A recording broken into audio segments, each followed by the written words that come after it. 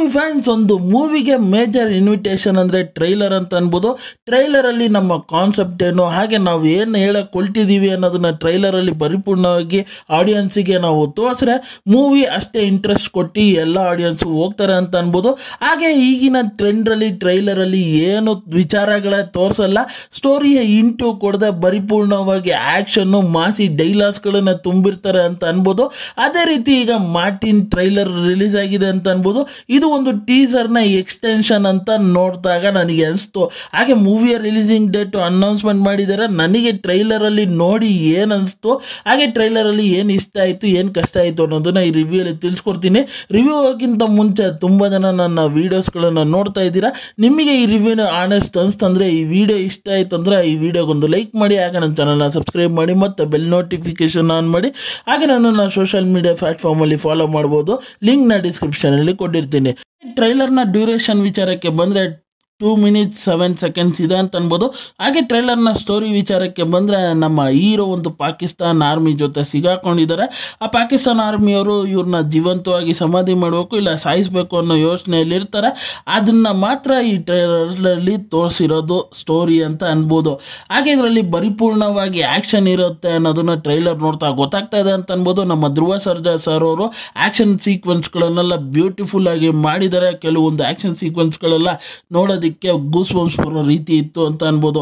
ಅದ್ರ ಜೊತೆ ಒಂದು ಮಾಸಿ ಡೈಲಾಗ್ ಹೊಡಿತಾರೆ ಲಾಸ್ಟ್ ಒಂದು ಶಾರ್ಟಲ್ಲಿ, ಅದಂತೂ ಎಕ್ಸ್ಟ್ರಾರ್ಡಿನರಿಯಾಗಿತ್ತು ಅಂತ ಅನ್ಬೋದು. ಅದ್ರ ಜೊತೆ ಒಂದು ಲಾಸ್ಟಲ್ಲಿ ನಾಯಿಗೆ ಒಂದು ಬಿಸ್ಕೆಟ್ ತರಿಸೋ ಒಂಥರ ಒಂದು ಸೀನ್ ತೋರಿಸಿದ್ದಾರೆ. ಅದೇ ನನಗೆ ಅಷ್ಟೊಂದು ಇಂಪ್ರೆಸಿವ್ ಆಗಿರಲಿಲ್ಲ ಅಂತ ಅನ್ಬೋದು. ಕೆಲವೊಂದು ಪಾತ್ರಗಳನ್ನು ಈ ಟ್ರೈಲರಲ್ಲಿ ರಿವೀಲ್ ಮಾಡಿದ್ದಾರೆ, ಅದನ್ನು ನೋಡೋದಕ್ಕೆ ಇಷ್ಟ ಆಯಿತು.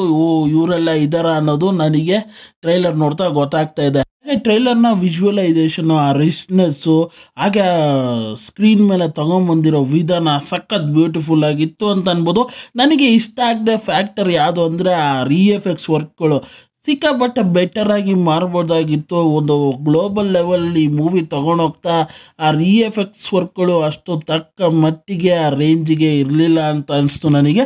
ಹಾಗೆ ಬ್ಯಾಕ್ಗ್ರೌಂಡ್ ಮ್ಯೂಸಿಕ್ಕು ಸಿಕ್ಕಾಪಟ್ಟೆ ಧೂಳೆ ಬುರ್ಸೋ ಥರ ಮಾಡಿದ್ದಾರೆ. ಅದನ್ನು ಒಂಥರ ಹೊಸ ರೀತಿ ಫೀಲ್ ಆಗುತ್ತೆ ಅಂತ ಅನ್ಬೋದು.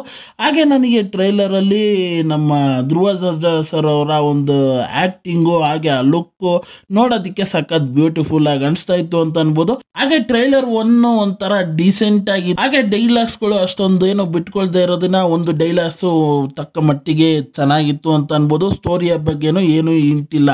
ಆದರೆ ಟ್ರೈಲರ್ 2 ಅಲ್ಲಿ ಈ ವಿಚಾರಗಳನ್ನೆಲ್ಲ ನಮಗೆ ಬಿಟ್ಕೊಡ್ಬೋದು, ಇನ್ನೂ ಕೆಲವೊಂದು ಕ್ಯೂರಿಯಾಸಿಟಿನ ಹುಟ್ಟಾಕ್ಬೋದು ಅಂತ ನಾನಂತೂ ಅನ್ಕೊತಾ ಇದ್ದೀನಿ. ಟ್ರೈಲರ್ 2ಗೆ ನಾನು ವೆಯ್ಟಿಂಗು.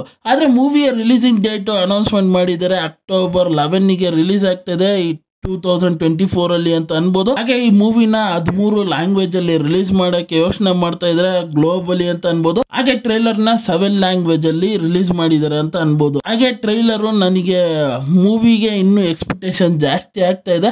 ನೋಡೋಣ ಇನ್ನೇನೇನು ಮಾಡಿರ್ಬೋದು ಮೂವಿಯಲ್ಲಿ ಅಂತ ನಾನಂತೂ ಯೋಚನೆ ಮಾಡ್ತಾ ಇದ್ದೀನಿ. ಟ್ರೈಲರ್ 2 ಮಾತ್ರ ನಾನು ಖಂಡಿತ ವೆಯ್ಟ್ ಮಾಡ್ತಾ ಇದ್ದೀನಿ. ಹಾಗೆ ನೀವಿನ್ನೂ ಈ ಟ್ರೈಲರ್ನ ಚೆಕ್ಔಟ್ ಮಾಡಿಲ್ಲ ಅಂದರೆ ಹೋಗಿ ಒಂದ್ಸತಿ ಚೆಕ್ಔಟ್ ಮಾಡಿ. ನಿಮಗೇನಿಸ್ತು ಟ್ರೈಲರ್ನ ನೋಡಿ ಓವರ್ ಆಲ್ ಆಗಿ ಅನ್ನೋದು ಮರಿದೆ ನನಗೆ ಕಮೆಂಟ್ ಮಾಡಿ.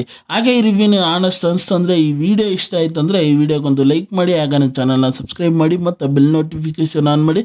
ನಿಮ್ಮ ಅನಿಸಿಕೆ ಅಭಿಪ್ರಾಯ ಏನೇ ಇದ್ರೂ ಕಮೆಂಟ್ ಮೂಲಕ ತಿಳಿಸ್ಬೋದು. ಮತ್ತೆ ಮುಂದಿನ ರಿವ್ಯೂಯಲ್ಲಿ ಸಿಗ್ತೀನಿ. ಅಲ್ಲಿ ತನಕ ನನ್ನ ಚಾನಲ್ಗೆ ಸ್ಟೇ ಟ್ಯೂನ್ ಆಗಿರಿ.